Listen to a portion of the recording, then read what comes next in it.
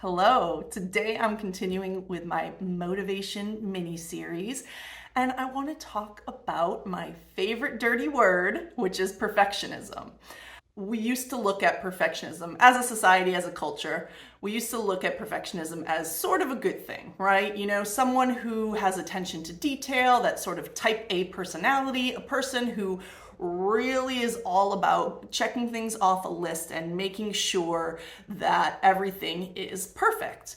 That sounds good in theory, but I think that as we shift away from the hustle culture into a more like self-care type culture where we are trying to have work-life balance, I think that as a whole, our society is starting to realize how detrimental perfection can be. And I certainly have known this for a while. I have certainly understood that perfectionism is kind of the enemy. I mean, I know this sounds crazy, but we have to remember that there are two things about perfectionism that are really, really holding us back. And the first thing is perfectionism keeps you from getting anything done, okay? How many things have you not finished? How many, since we're talking about our creative career, I'm talking about your illustrations, your surface pattern designs, your hand lettering, any type of artwork that you might have been working on. How many things are sitting on your computer or in a stack of papers in a drawer because you started them and then it didn't quite look like what was in your mind and you weren't happy with it? And so you just tucked it away and kind of gave up on it, right? This has happened to me tons of times, okay? I have a ton of stuff like this. I'm not above, deciding that what I've designed sucks and putting it away, okay? But I think we really need to re-examine some of that work because a lot of times, first of all, we're our own worst critics. So we think things are worse than they probably are. We have a lot of negative self-talk in our brains. But also, I saw something on Instagram that really spoke to me, and this is totally butchered and paraphrased, but basically the idea behind it was, I love B plus work because at least B plus work, gets handed in. There's so much A minus work that is working to be A plus work and never gets shown, right? So, one of my favorite phrases is done is better than perfect. And that really is what we have to think about in our creative careers. Would you rather have a stack of unfinished work that's in your drawer or in your computer folders, and never get that in front of any art directors or whatever because you don't think it's good enough? Or would you rather get that stack of work in front of art directors, even thinking it's not good enough, with the possibility that one of them or two of them could spark some interest in somebody else and they might keep following you or keep being interested in what you continue to create? It's so important to understand that we are always developing, we are always getting better, and perfect is just not a thing that we're ever going to attain. So remembering that we want to get things done, it's better than sitting around trying to make the perfect design. I wanted to kind of reference something that I read recently in the book Stretch by Scott Sonashine. I'm not quite sure how to say his name, sorry. About speed versus accuracy. We are good with less accuracy when we need to be speedy, right? If I told you that I wanted you to send me a new surface pattern design in 30 minutes, am I expecting the most beautiful, amazing surface pattern design ever created in 30 minutes? Absolutely not, of course not. But you could do something decent really quick and good for you, right? But with the important stuff, we prefer accuracy, right? So if I said, send me a surface pattern design in 2 weeks, you're gonna spend a lot more time than 30 minutes on that surface design, I'm sure.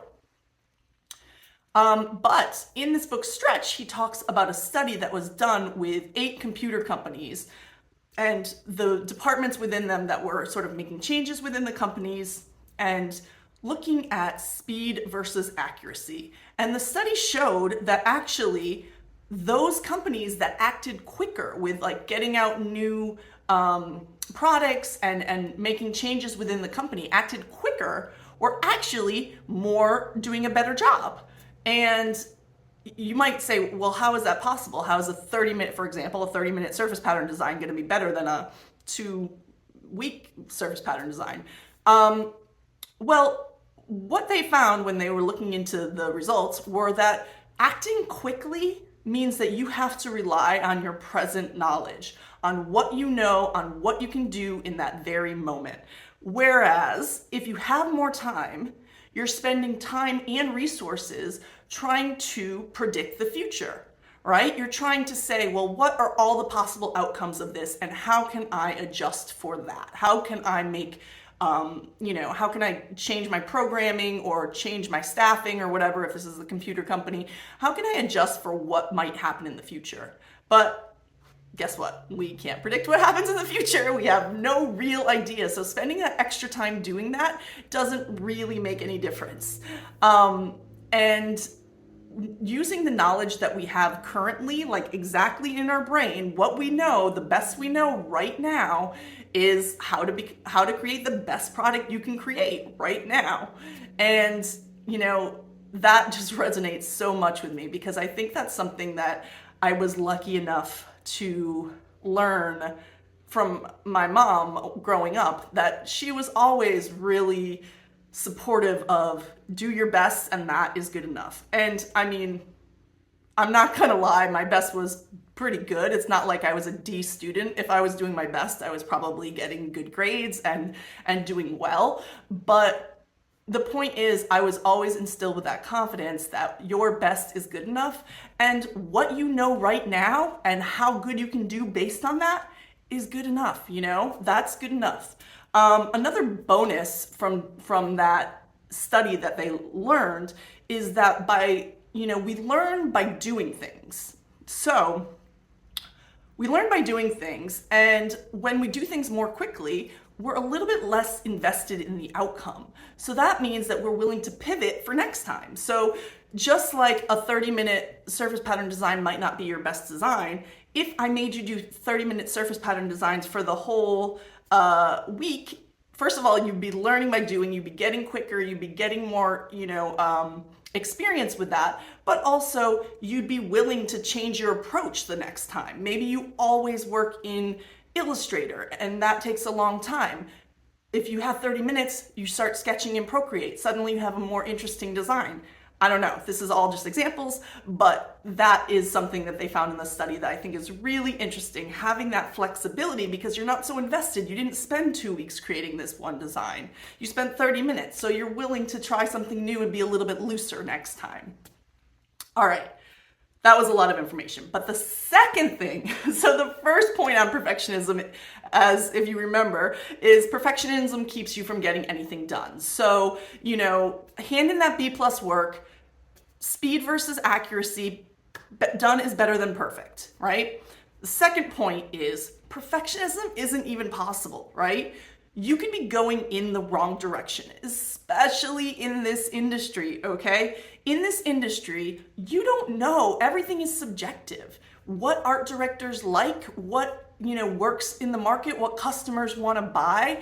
I mean, you can look at past data, you can project what you think is going to happen in the future, but none of that is necessarily going to be accurate. You don't know what's really going to happen, and you don't know what people's taste levels are, or what they like, or what appeals to them, or what just might spark something in them.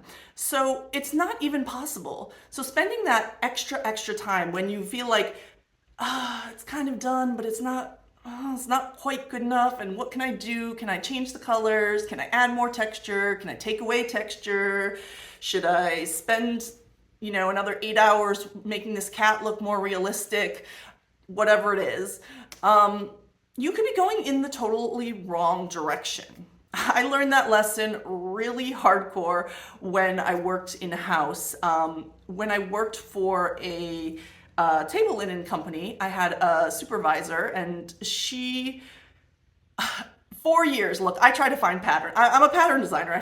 Try to find patterns, but after 4 years, I could still never really predict what she thought was going to be a stronger pattern versus, I kind of never knew if what I showed her was going to be something she approved of or didn't approve of.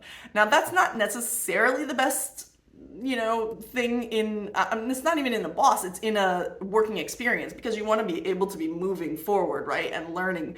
But again, design is subjective, and I really never knew if she was going to like or dislike something, or want some changes, or be like, this is a total slam dunk. So I wasn't too perfect about it. I would just do what I could do what I liked the best, give it to her. If she didn't like it, well, I made changes. If she did like it, cool.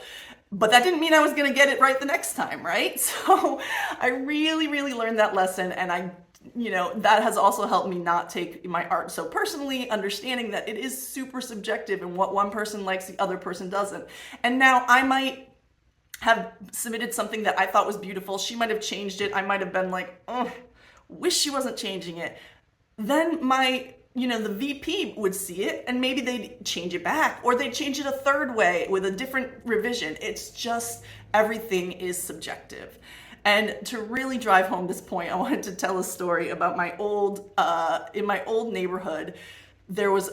I lived in a cul-de-sac, and there was a house kind of diagonal from me that was going to be going up for sale. And the guy who was selling it wanted to sort of up the curb appeal. Of course, when you're getting your house ready for sale, you're like doing things, you're fixing up your landscaping and stuff, doing stuff to your house to make it look more presentable to buy. And so he had sort of like a small patch of grass in the front of his yard, that was sort of off to the side, and he ended up ripping up the grass and putting down fresh mulch and sort of making it into a little bit of a garden bed. And he spent 2 weeks like doing some of the work himself, getting the mulch delivered, all that stuff, whatever. Sold the house, new neighbors. Literally like 2 months into them living there, they got rid of all the mulch and planted new grass. So they went back to what it was. And the point is, you don't know what's going to appeal to people. So send that work out there, even if you're not 1,000% sure that it's perfect, and see how people react, and be willing to be flexible and change direction if it's not their favorite. All right, that is enough talk on perfectionism today. I hope that gave you some points to keep in mind. Remember, we're going for progress over perfection. We're going done is better than perfect. Use those cliches every day. Put them on a Post-it note. Those are important ones to me, and I think they should be important ones to you too. So thank you so much. I hope this helps you get something out there today.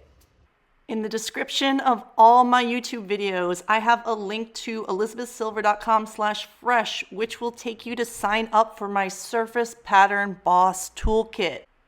Once you sign up, you'll get an email to confirm, and then you'll get the password to get into this toolkit, where you can find all kinds of resources, surface pattern job guide, business advice, all kinds of trend reports, plus bonus videos, and access to the archives from my newsletters, where I have all kinds of cool links and useful creative business advice that you can check out. So I hope you go down to the link and join me. I'd love to have you.